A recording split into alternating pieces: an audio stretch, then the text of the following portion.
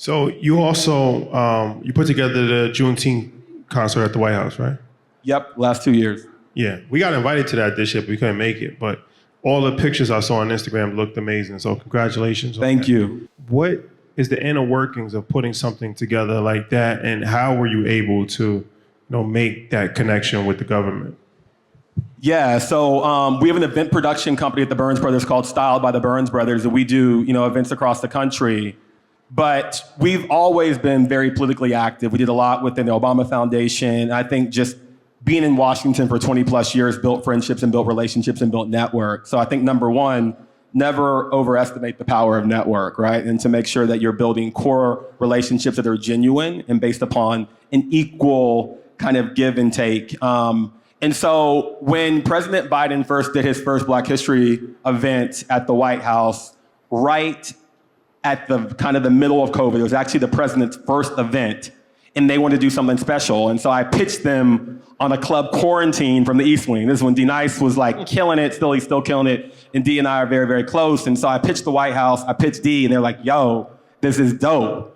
And so we did a whole club quarantine from the East Wing of the White House in February of 22. And the first lady came in the club quarantine, the vice president came, the president. So it was just like this massive success. And it really introduced the White House to a whole new audience and obviously propelled D to even do even greater stuff. And so that first touch point opened opportunities. And so last April, one of the senior advisors at the White House came up to me at my membership club, and she's like, hey, we're throwing out an idea of doing a Juneteenth concert at the White House. Would you be interested in help us curate that experience? And so this is last year. Juneteenth had just become a federal holiday. This had never been done before in the history of the White House. And so I had a call with them on Monday. We started talking concepts.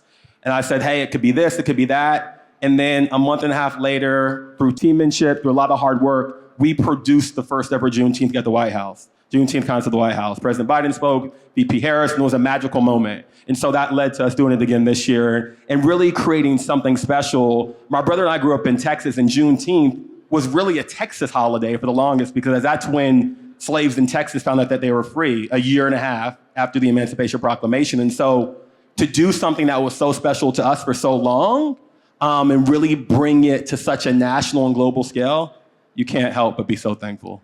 Yeah, that's incredible.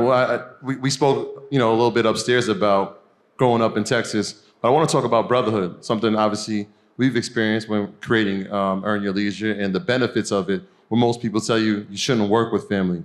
Talk about the relationship that you and your brother have, how it's worked to your benefit, and maybe some challenges that you face, right? You guys may not see eye to eye on all your ideals, but you've created something very special. Talk about that. Yeah. And my brother always says it so eloquently, too. He's an older brother, right? So he's 4 years older. And so Nani's our general manager at HQ DC House, so she knows how he can still be a big brother. So he still big brothers me sometimes. So I think that's one of the challenges. But I think what he always says and speaks about, which is so brilliant, is he's known me all my life, and I've known him all my life. And so it's like a great team. Like,